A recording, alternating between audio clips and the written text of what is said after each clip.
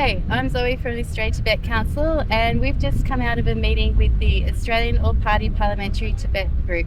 We were talking to them today about transnational repression, and my colleague here will tell you more.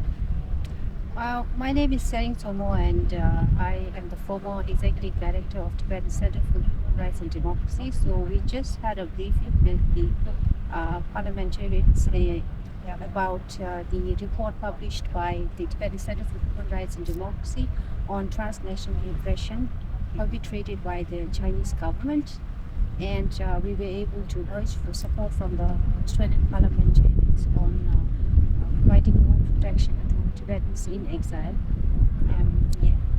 We also gave them a briefing on the January 2025 earthquake in Tibet, letting them know that currently those affected by the earthquake are facing a forced displacement with their homes being bulldozed and China offering to move them into not adequate accommodations, multi-storey apartments for people who were farmers and herders, and the fact that Tibetans are now being displaced from their ancestral land. And we hope that the Australian parliamentarians can hear our call for Australia to do more to help Tibetans in this circumstance.